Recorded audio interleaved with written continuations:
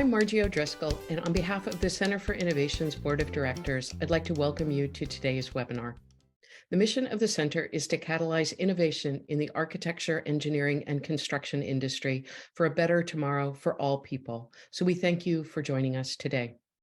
We'd like to take a moment to express our gratitude to the many sponsors who make our work possible. Thank you. Before we get started with today's presentation, I'd like to tell you a bit about some of our current projects. We've just opened registration for an online class called the Innovation Lab, taught by Vivek Rao and Rachel Zombach. They have both taught at UC Berkeley's Haas School of Business. Combining design thinking and systems thinking, they help participants manage an innovation challenge.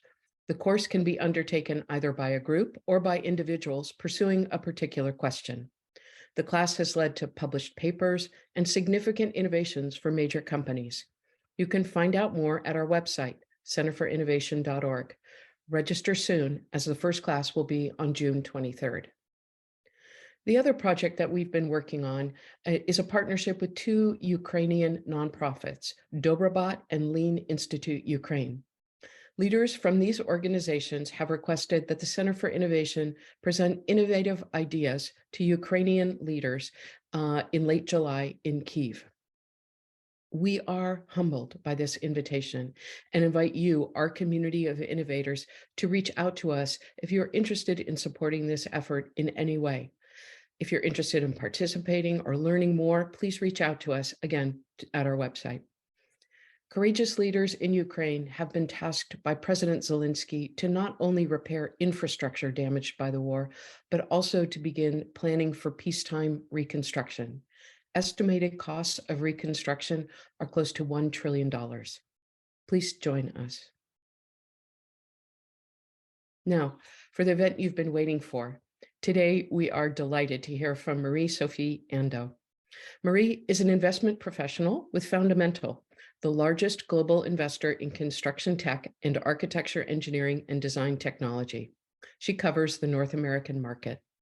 Her mission is to work alongside exceptional founders from the earliest stages of their development to realize their highest ambition in construction and renovation and 3D design tech.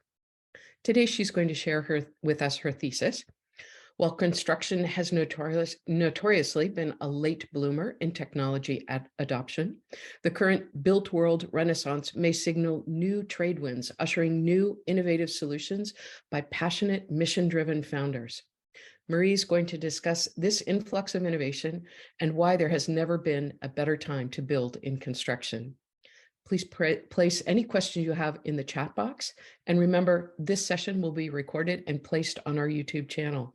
Welcome, Sophie.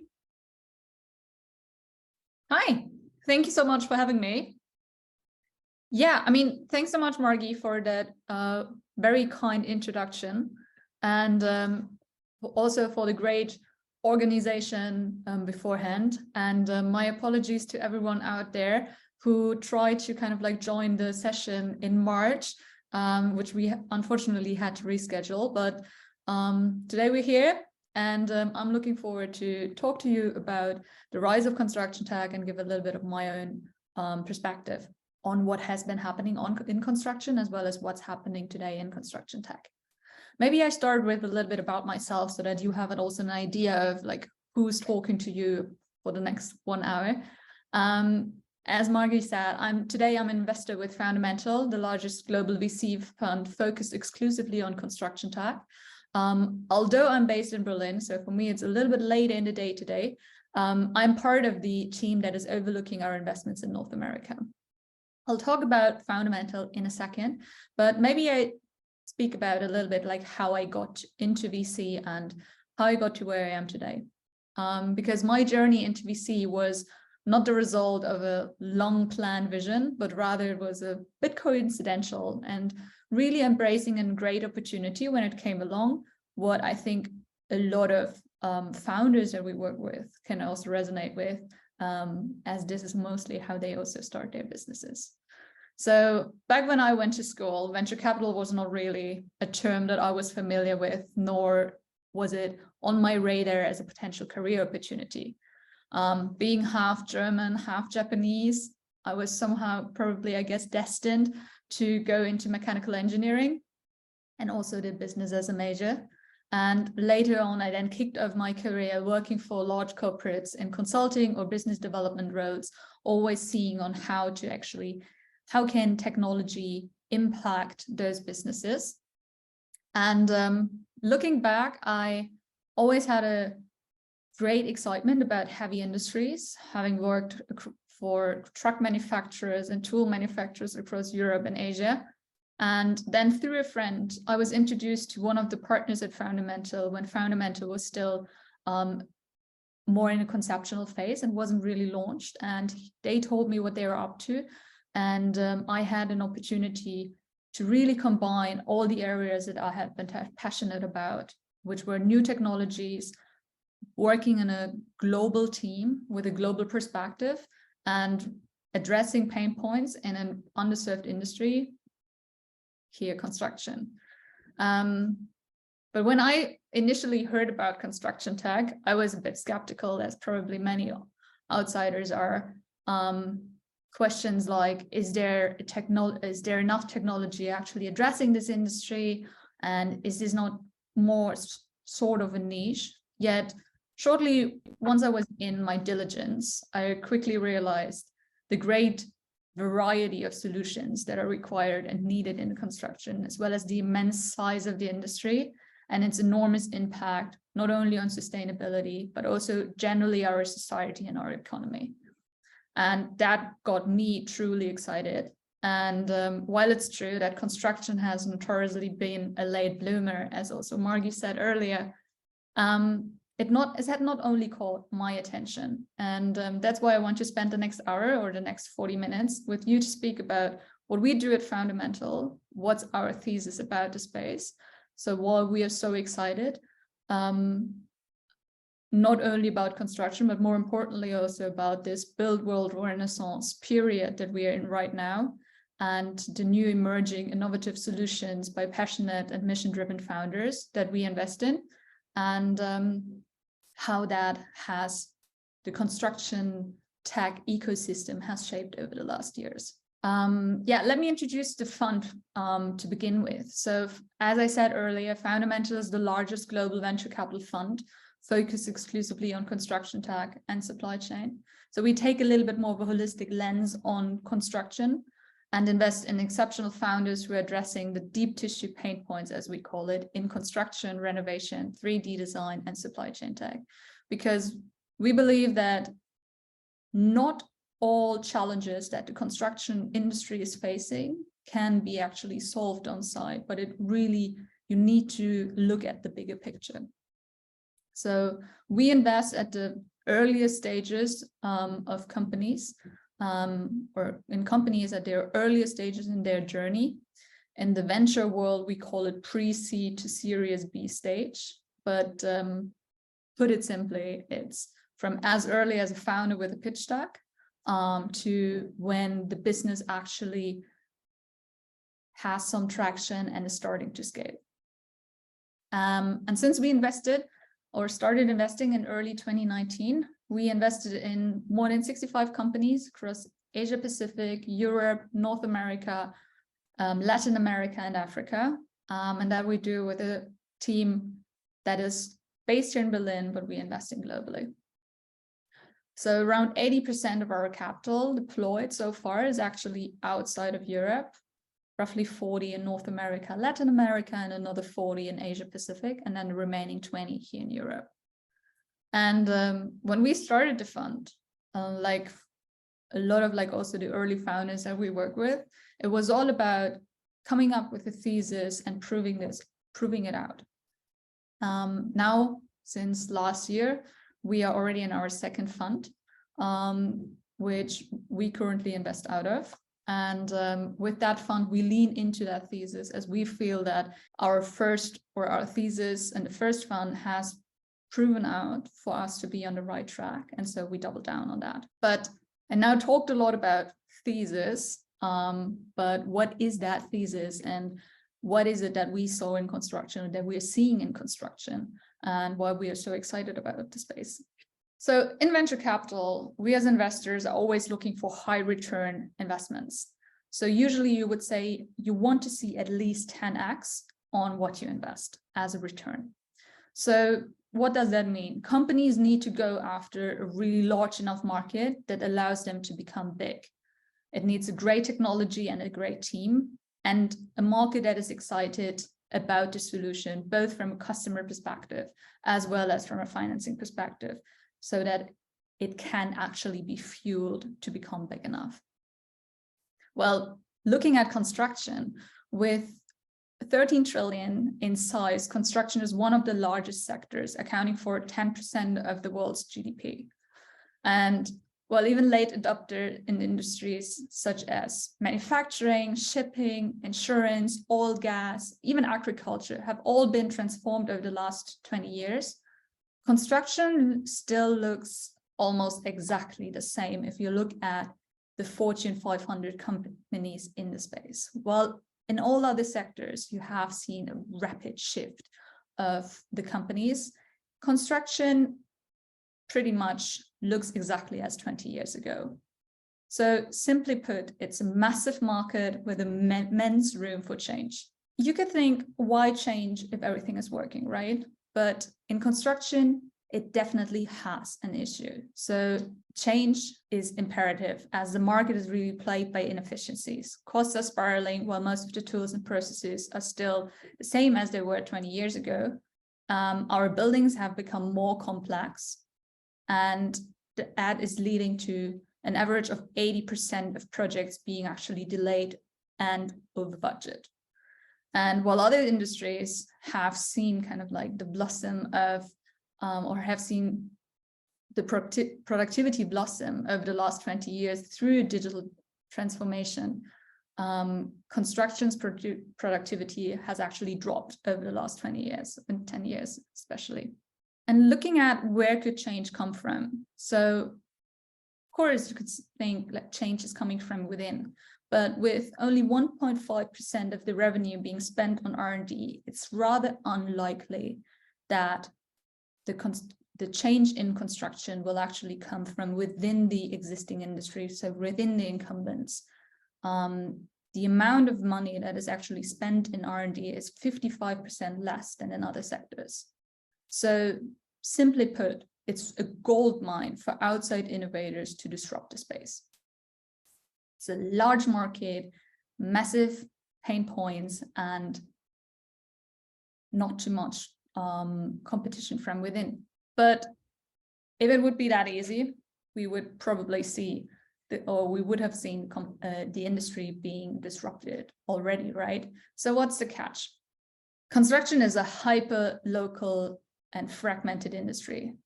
Around 95 of the businesses have less than 50 employees, and those deliver actually 80% of the construction value. It's opaque and hyper-local. So, and there are things that will never change about in construction. So 10 billion construction sites will always be in 10 billion different locations. There are certain constraints around the size, the shape, the slope, geology on a site that make each site perfectly unique. And so it's really hard for outsiders to access those opportunities within construction and find them.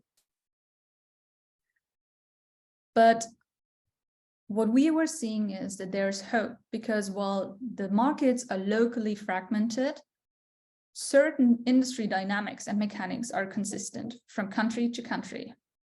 And what that means is there is an opportunity to recognize themes across markets and continents.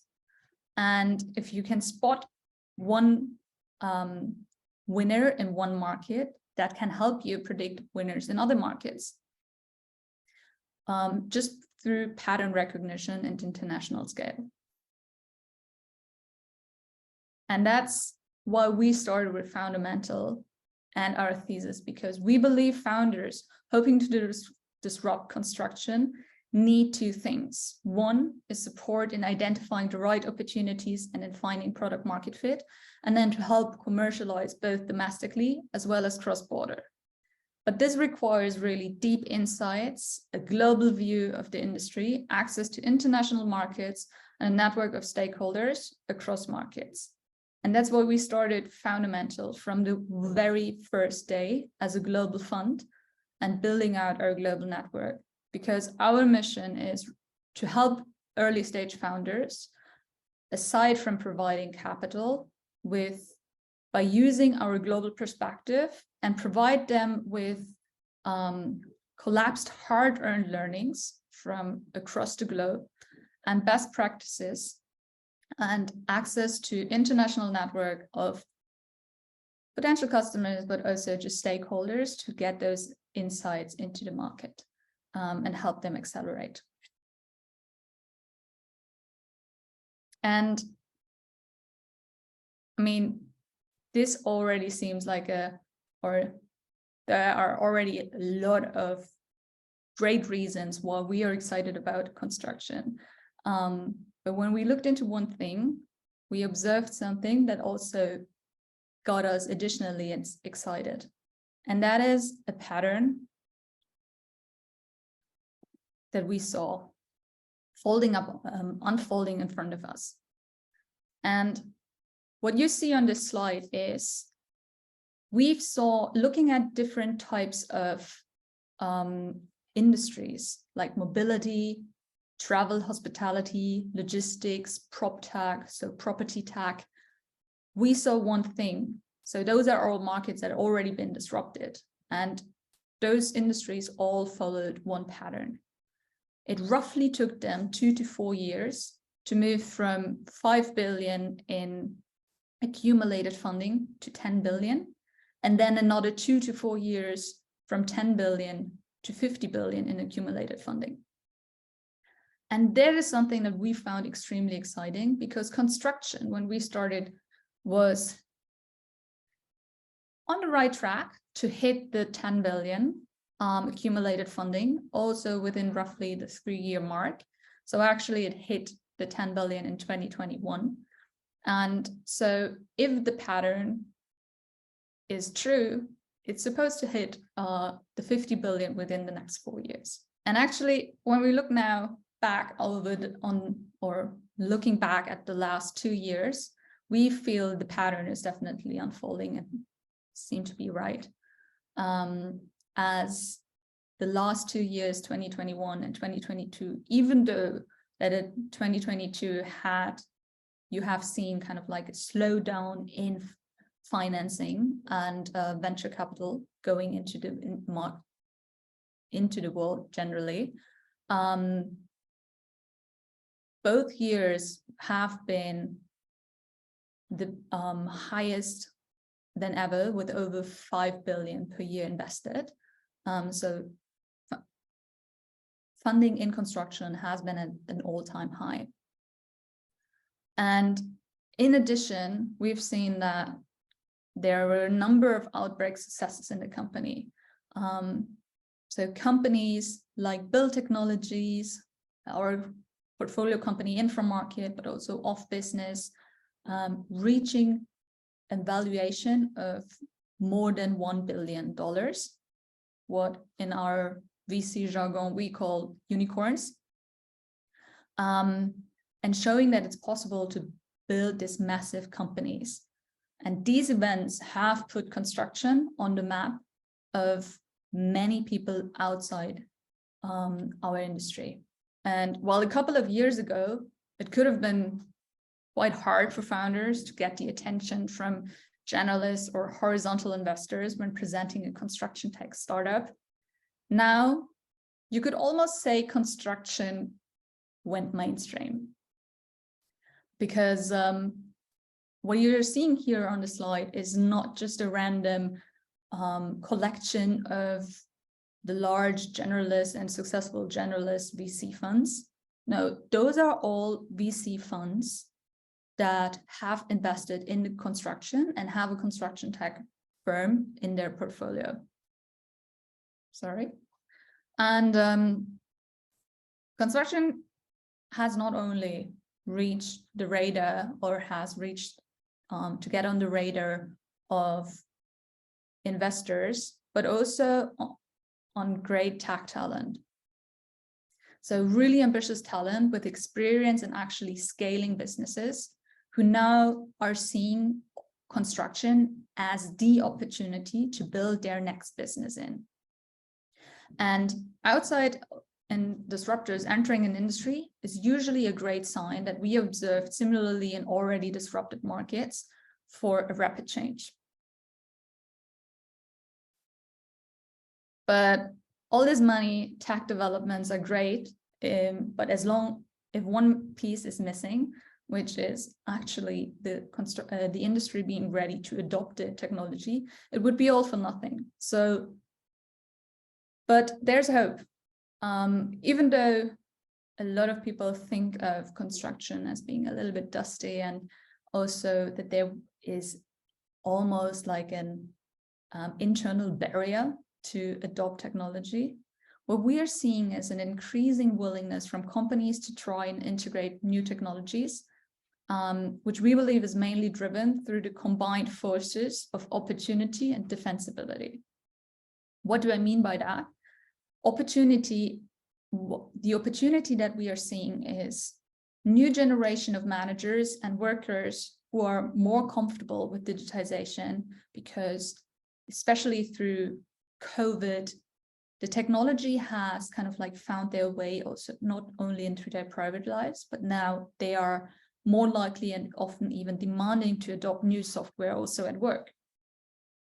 As well as the decreasing cost of technology and the rise of cloud, allowing for data accessibility even on site, makes it much easier to actually adopt technologies, even though your teams are kind of like spread around different locations. On the other hand, you have the defensibility.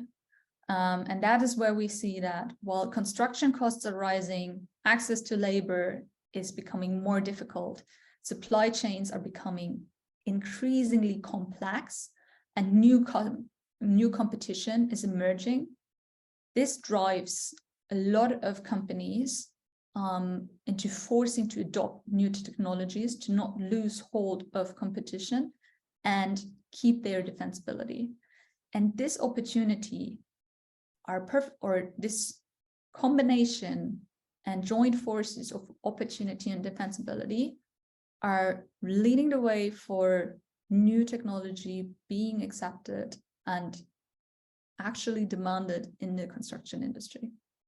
And this all leads me to believe, at least, that right now it's probably the most exciting time to be in ConstructionTech and to build in ConstructionTech, as the fundamentals and the frame conditions required have never been better than now. But as I said earlier, we're still in its early days in construction of ConstructionTech. And while we are excited about the change, that there are still a lot of untapped opportunities. And I would like to spend the next few minutes with you to look at some of those deep tissue pain points and global patterns that we see that we are excited about to invest in and to further see more companies emerging.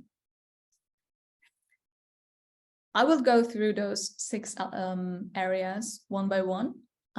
So no worries, I won't go through all of them right away, but they will come up now one by one.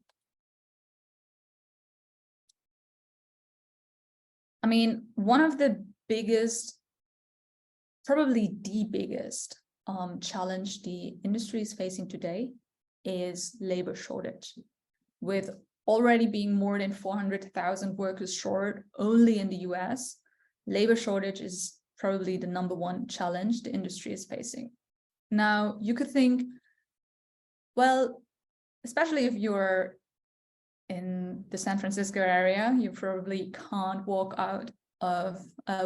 outside on the street for less than 2 minutes to hear people talking about AI and how it will restructure the workforce through automation. So one might think that labor shortage will be only an issue for a short while because AI will actually make the human work obsolete. Yet, as I mentioned earlier, construction is very unique in a way that it's very hard to find repeatable tasks and highly standardized tasks, as each site is unique, especially not only for new build, but more so even for renovation projects. So construction is giving AI and robotics a hard time as one, it's physical, and as I said, it's unstandardized and an uncontrolled environment, and only comes with few repeatable tasks. While I strongly believe that AI will have great impact on construction, which I will touch on later, I'm certain that we will require human manpower in construction, and it is indispensable for probably the next 10 years. And that's why we are excited about those tools that are replenishing the pool of skilled labor.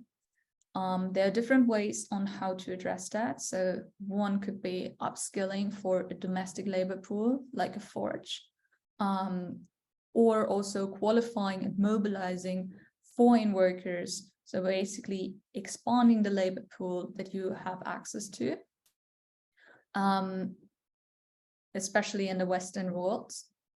And the third one is building new types of employers. So focus on the demand for labor and building new employers by creating and redefining jobs and making it more, redefining the jobs in question to attract a large pool of candidates. Another area that I'm personally also super excited about, being a bit creative myself, is retooling the vertical design stack. Design and CAD is still dominated by legacy software providers and incumbents, offering often clunky and really complex software that requires a ton of training and are tied to desktop, as well as super expensive. And over the last couple of years, especially with the big exit with Figma and the successes of those tools, and 2D and the greater horizontal creator community, we have seen design becoming democratized online and for especially multiplayer, so allowing for real-time collaboration. And similarly, we believe that the vertical tool stack in AEC is going into a similar direction, especially enabled through real-time interoperability across software and synthesizing data across software, as well as allowing for real-time collaboration, so multiplayer tools. And here comes in the AI, and I think that AI will also change the way we design and the workflows in the design process. As a third area that we're excited about, continuing with AI and automation and robotics, is automation of workflow. So while on one hand, we think it's important to really increase the pool of labor, we also need to make our existing workflows more productive. And that's why we are excited about automation tools through robotics as well as software for standardized tasks, both physical as well as administrative, that will allow to unlock manpower capacities. What we have seen is that when partnering with robotics founders, some things that we are really looking for is that they have like a very highly differentiated tech with strong software components, both for hardware as well as software companies, a high degree of automation on the whole workflow, and not only automating a small part of the workflow. You need to, or those solutions, especially robots, need to have spatial awareness So they need to be able to orient themselves on a site. And the last thing, and that's a very important thing, is an extremely savvy go-to-market that is aligned with how construction likes to work today. And I think that's the most difficult part in the construction, or in robotics in construction. And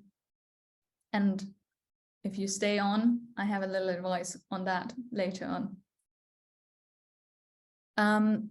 Another area that we are excited about is what we call unleashing cash flow cycles. So the increase in construction costs and extended delivery times through more complex supply chains, and also supply chain disruption, are putting especially the long tail, the SMBs, the small, medium-sized companies that are the backbone of the industry, under enormous pressure. Lots of cash is actually tied up, as materials have to be bought way in advance of a project, and you only get paid once the project is done, if you're lucky and it's on time. Most of the time it's actually delayed. And so many of those small, medium-sized companies actually struggle with liquidity and cash flow. And that's why we are excited about tools that, one, provide access to working capital through, for example, smaller loans, but also price transparency and stability. So oftentimes you actually bid on a project, 6 months later, when you actually need to order the materials for the project, prices have increased. And that is something that is really tough to handle for the small and medium-sized companies. So having tools that actually provide a greater transparency on prices, or allow even for price stability, are, in my opinion, super critical in current market. And the third thing is financial operating systems for the construction space. Constructions are organized project by project, and so this makes it very difficult to actually apply horizontal tools in the construction space. And so therefore we believe that there will be vertical winners that unlock the financial overview and financial oversight on construction projects. Almost last one, what we're excited about is digitizing the procurement. We believe that construction will be especially orchestrated through autonomous supply chains. And autonomous supply chains begin with the discoverability of products, so actually being able to find the right products in the planning phase, and then being able to procure them, get them delivered. And those are, in my opinion, key elements of the construction value chain, and we definitely want to see more there. And then last but not least, enabling to meet sustainability goals. Demand for sustainability is higher than ever. Here in Europe, people even glue themselves on the streets to protest and enforce measures to meet the climate goals. And as the built world is responsible for more than 40% of the global emission, we in the industry have a massive ladder that we can pull. And regulations are tightening up, so demand is massive. Therefore, we are excited about solutions, on the one hand side, that upgrade homes and retrofit them energy efficiently. On the other hand, allow to better recycle, reuse materials, so less waste ends up in landfills. I learned from, for example, urban machine that millions of tons of wood actually end up in landfills or are burned each year in the US. And the third one is a better discoverability for new materials, because we need to educate the market on these new alternatives that are available to make buildings more greener. And yeah, those were a few of the areas that we are excited about. I want to present you with a few, or I want to give a few of my advice that I would give to founders that I'm often asked for. Those advices are really kind of like build up on the fundamental learnings of the industry that I observed through my few years of actively investing in the space. And I think one thing that everyone needs to realize when starting a company in construction is it's an outcome industry. So the industry is used to buy outcomes and not technology. And that's very different to many other industries. And it's hard to change that behavior.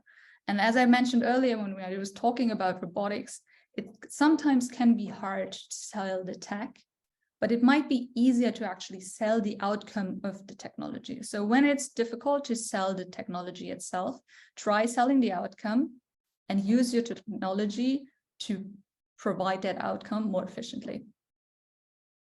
Another thing is construction, especially in the established markets as the US or North America, as well as in Europe, is built through very close relationships. They're legacy supply chains and have high resistance to disintermediation. And therefore, we are seeing that instead of displacing or disintermediating existing relationships, you really have to organize them and enhance those relationships to be successful. Otherwise, you will have a hard time. The other thing is like leveraging other playbooks. Now there are great examples of both successful but also early mistakes that you can learn from and really speak to the ones who are familiar with them. So try to speak, get in front of the founders, but also maybe investors that have been very close. And the fourth one is like really orchestrating all stakeholders. So what I mean by that is construction is a team play, and there are often many stakeholders involved, and you have to find a way to orchestrate them all in your solution. You can't just only provide value to one and excluding the others. And my last advice that is not here on the slide is talk to the right investors. And as I said earlier, a lot of generalist funds are now also excited about construction, but it's really about finding the right individual at the right fund who are also excited about the space. Because some might have like experience in various other industries where they focus on. So it's really important to speak to the right people, also to have a great experience. And last but not least, I want to get into two things that I get asked quite a lot. And one is, what do I want to see in a founder? Or what do I look for in a founder and the business? And the second thing is, how can someone get in touch with me? Or generally in VC? And who should reach out? On the first thing, what I look out for in a founder is, I learned that this industry is an industry where you have to really have an empathy for the pain point and the customers. And the most successful founders that we are talking to, they know the hidden truths of the segment. They have this ability to, even if they're industry outsiders, to get these hidden insights by talking to their potential customers and through their field research that are critical to provide a great user experience. The second thing is, in this industry, nothing is more important than creating immediate value. So you won't be able to sell something in construction where you're selling a subscription for the next 5 years with the promise that your customer will get something out of it in 5 years, because you need to have this instantaneous user value. Otherwise, you will lose the customers very quickly. And the third thing is really the power of customer love. As I said, it's a very close industry, and I always am excited about those who manage to get true customer love, where your customers become like the evangelists of your solution and actually even become sales channels for yourself. And this is oftentimes I'm asked, like, how do you actually see customer love? I mean, I can give you some references from my customers where they gave me a one-liner or 2 lines of, we are super excited about the solution. Is that enough? And what I'm seeing is true customer love you can see in KPIs. You can actually see in the numbers. You see them in the engagement. You see them how often the customer interacts, how much feedback you get, as well as like how much referrals you actually get through the customers. And the last thing is having a beach or starting in a beach chat, and then but having a greater vision. As I said earlier, investors are excited about large markets, but you can't boil the ocean. So you have to start small. And so really starting in a very clearly defined beachhead with a clear vision on how to expand step by step to actually target the entire market and get the entire piece of the cake. And then on the second question, how to reach out or who can reach out? How to reach out is very simple. Because just drop me a crisp message on Twitter or email and we can jump on a call. I'm open to all cold outreaches, so you don't need to find someone who actually makes a warm intro. And generally on who to reach out, as I said, I believe changing the construction industry is really a team effort. And I'm constantly looking to not only connect to exceptional founders, but also to the heroes working in construction today. So those who are interested in how the industry is changing, but also open to discuss solutions, because getting your expert opinion and your on-the-ground experience is invaluable for me as well as the founders that we work with. So thank you so much for listening to me, and please reach out, let's chat, and happy to answer all the questions from the audience. Marie, that was amazing. I think this may be one of the first times that we've had a conversation with someone in your space talking about love. And definitely the customer love aspect is, it's so profound. It's so very real. I'd like to invite our audience to add questions either in the chat box or in the Q&A, and I'll pull those in a minute. But Marie, I can't help but ask a question of someone as experienced and wise as you, who is in a world where there are very few women in the VC space, and perhaps even fewer, I don't know for sure, in the construction space. So I wonder if you have advice or ideas for women in this space.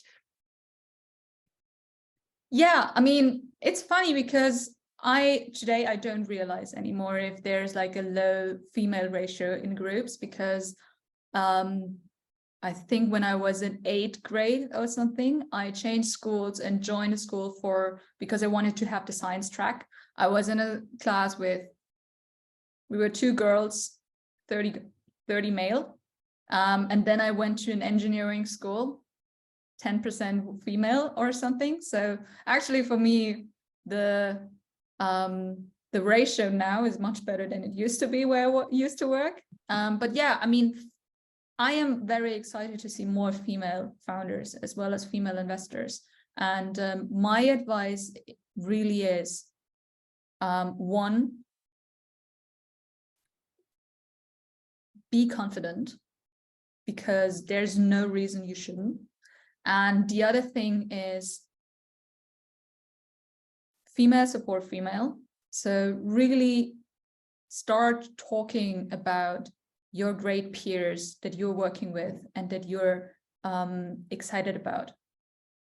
I think we need to see more female founders in the news, on presentations, to actually increase the number of investments in females, but also by giving everyone or all young girls role models that they look up to and that they take as aspiration.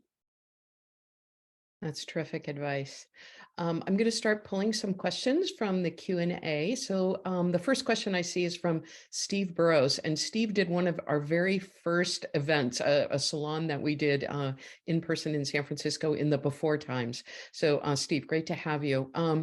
Steve asks, do you think the founder VC capital raising process is efficient? It seems it also needs some disruption, or am I right? I would say it depends.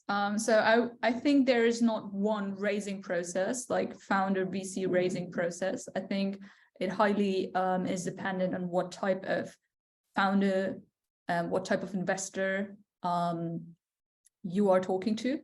And I actually see the process also as a great filter on who you want to work with, because actually the process that the VC puts you through tells you a lot about the future collaboration. And you have to you have to know that working and bringing an investor on board is a long-time relationship and a long-time work relationship. Many people kind of compare the raising process to dating, and then being in an investor relationship as marriage. But the only difference is that it's much easier to get a divorce than actually get an investor out of your cap table. Oh, that's very depressing. So no, I would say probably for some funds it needs to be disrupted, but I have seen very lean, very efficient fundraisers, and I feel like it's a great filter to see whether it's a good fit.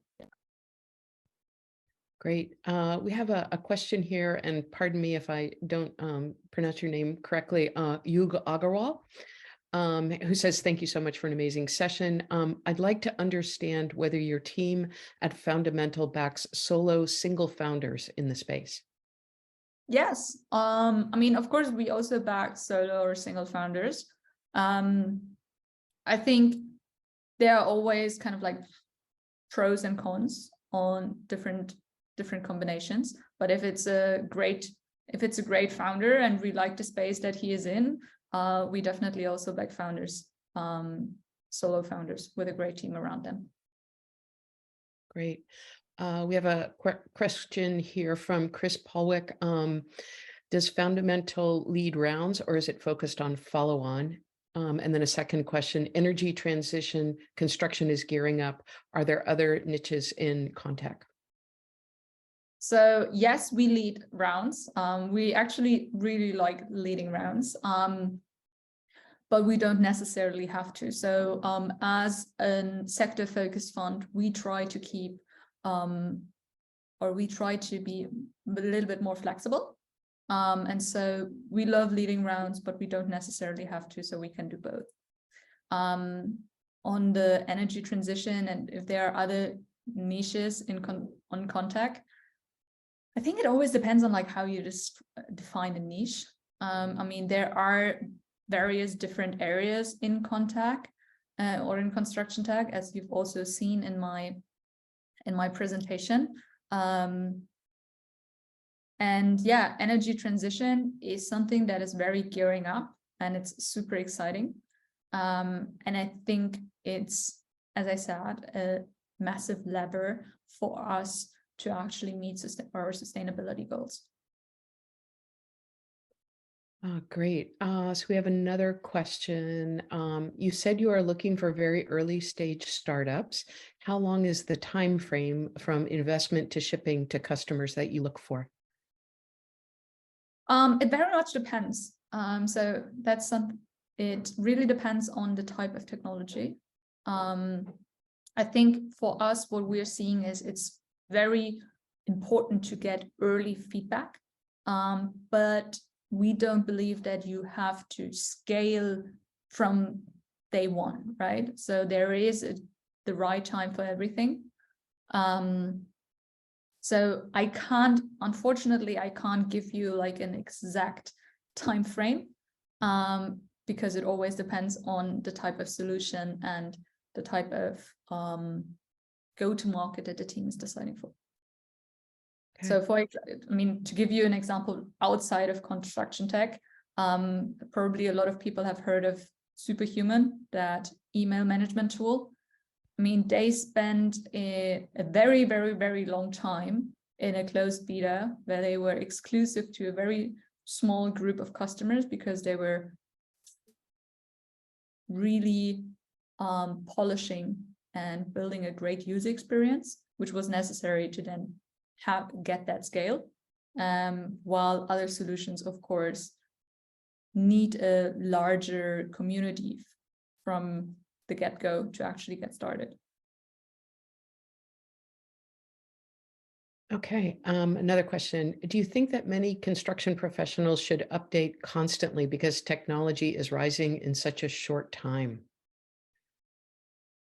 I'm not sure if I understand the question correctly. I think construction professionals, depending on the type of role they're in, should be keeping an eye out on if there are solutions that are actually solving those issues or those inefficiencies that they recognize in their day-to-day and that they would like to change. And then be open. I think the one thing that I can say to construction professionals in general is like really be open to new technology.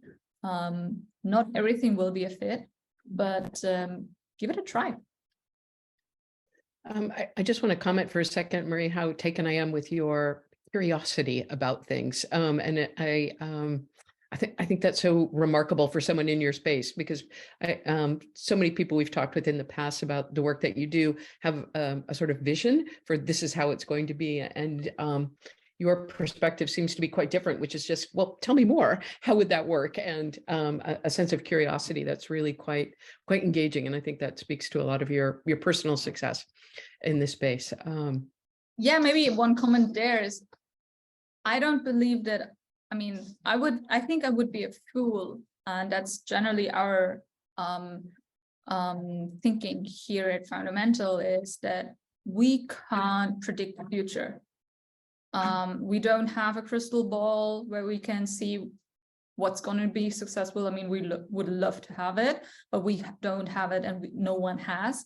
And the only thing that we can do is we can observe what's right in front of us and then make the right conclusion out of those patterns that we are seeing.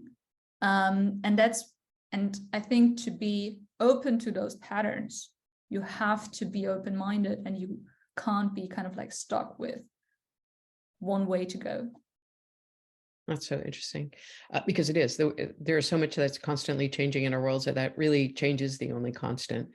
Okay, we have a question here from Avani Jain. And again, I hope I've pronounced your name correctly. Marie, thank you so much for your insightful presentation. I'm curious, are most of your LPs in the construction real estate space and potential customers of the startups? And if that creates a slight tension between a startup valuation and monetizing the product fully? So to the first question, yes, our LPs are all from the broader construction ecosystem, and could also be potential customers for startups or for some of the startups that we invest in. But we try to keep it separate. I mean, of course, if both sides are interested, we are happy to kind of like make the introductions and facilitate intros, but we don't promise the startups that we invest in our LPs as customers. That's something that we don't do, for example. But we are also always happy to bridge kind of like connections, and then they take it, or we are out of the equation, I would say. And in that, I think, is also then the response to the second question, if that creates a slight tension between startup valuation and monetizing the product fully. we are not a corporate venture capital fund. So we are a fully independent fund and we operate as a fund. And therefore, if there is a collaboration that is kind of like independent, that can happen independently from the fund. And that's why we only invest in startups where we see great return potentials. If there's a strategic interest from our LPs, they take it separately. Got it. We have a question here from Troy Thompson, who's on the board of directors of the Center for Innovation. He says, thank you again for a very clear and informative presentation. Do you work with private companies wanting to spin off a startup? If by private companies, you mean kind of like larger companies that are then spinning out a startup, yes, we sometimes do. I think generally from a VC perspective and an investor perspective, then the question always is like, I mean, there are some technicalities then about setting up a cap table to make it also interesting for future funding rounds for other investors to come in. But that's then a different topic, and that's something that we are happy to discuss, of course. Great. And our last question is, again, please pardon me if I mispronounce your name, Ionel Petrus. Thank you again for a great presentation. Will having a patent already awarded make a product or a solution more appealing to a VC? And if that patent or solution has already been proven to work on a small scale? So that's a great question. And how I would answer it is, I mean, intellectual property and defensibility is always a topic that we are looking at, right? And so having a patent already awarded is definitely really good. Oftentimes, we are not too concerned, especially in an early stage, as if the product and the solution is highly complex, it will take time to actually copy it. And so there we're a little, I would say, we're not pushing, and it's not a necessity for us to have like all patents awarded right from the get-go. And the second question that is then more interesting is if it has proven to work on a small scale. That is definitely something that then a VC gets excited about to see. So we are working in an environment of a lot of unknowns and risks, and technology risk is something that is always difficult. So if you have a validation that there's no or very little technology risk involved, that's always a plus. I would say everything that is validated is always a plus on a VC side. Oh, Sophie, I'm so sorry that our time together is coming to an end.